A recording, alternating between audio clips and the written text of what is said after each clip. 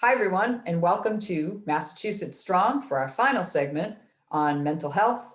And once again, pleased and privileged to be joined by psychologist, Dr. Sarah Fournier. Welcome back, Dr. Sarah. It's our final segment. Hello. How are you? Great. Good. Would you please talk about the important signs and symptoms to watch out for our youths who might be going through a difficult time, and how we can identify if extra layers of support are needed? Yes.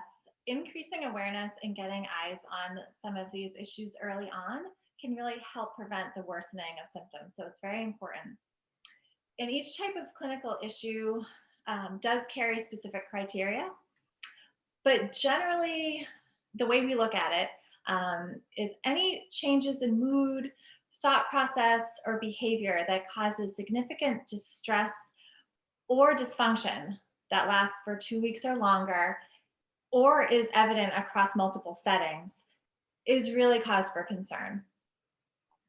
For milder symptoms, I would encourage parents to give it some time to see if the behavior is actually serving an adaptive purpose for the child. So it could be helpful in their coping, or it could be leading to a lack of function or additional problems. New behaviors are okay, and it's often how kids are coping to new stressors, and it might help the child feel safe and secure. It's okay that our kids are not coping exactly the way they used to. We're in new territory now. It's okay. People regress under stress. What we're looking for is a slippery slope. So what are these symptoms? We want to watch out for any changes in their eating habits, their weight, sleep habits, hygiene, any disinterest or avoidance of relationships or activities that they used to enjoy, general apathy, decreases in energy level, memory, attention, and coaches may be able to pick up on some of these things on the fields.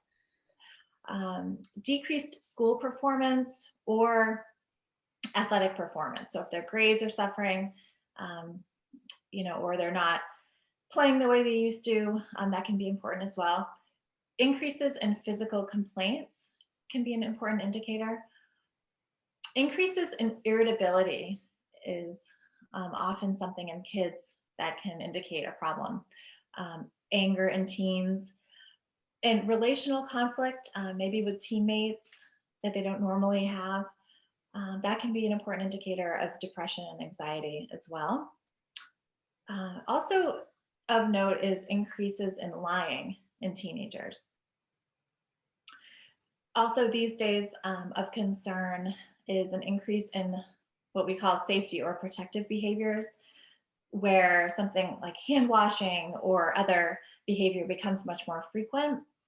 And the concern is the development of obsessions or compulsions around germs and disease, understandably at this time.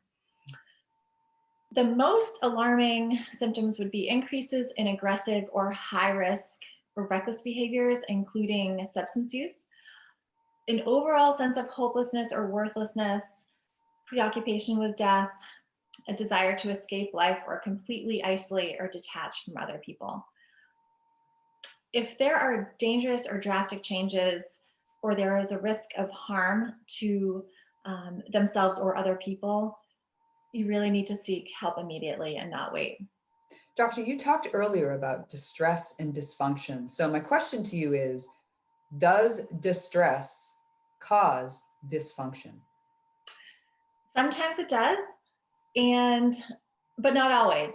Someone can be distressed or upset, but still remain functional. But their distress can still be considered a clinical problem if it is significant enough.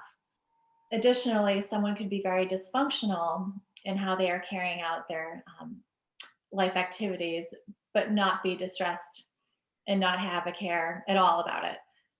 So that's kind of how we look at that. And so a couple of final thoughts in closing here. I just want to emphasize that changes in our coping, changes in our emotions, behavior right now is an expectable, understandable response to what is going on in our world right now. We have new concerns about health and safety that most of us have never had to deal with on this level before. I think it's important that kids realize this and try not to view themselves as weird or abnormal if they're having a difficult time. Everyone is making sense of this in their own way. Finally, I want to emphasize that it is never too late to make gains in your mental health. Our brains and bodies, adults and kids alike, are amazingly designed and constructed to be resilient and strong. And most of the time, I think we just don't realize how much we really have in us. Dr. Sarah, if you were making a t-shirt, what would your message be to a youth athlete that might be going through a really difficult time right now? So the slogan on the t-shirt, Yes. probably, you always have more. I think that's really an important message. That's a great way to end this segment.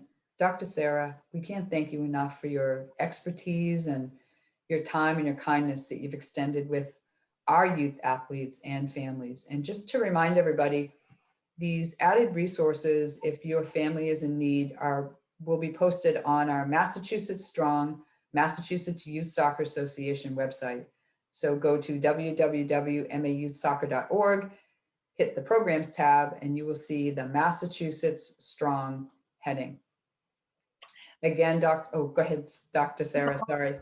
A very important initiative, and I'm honored to be a part of it. So thank you very, very much.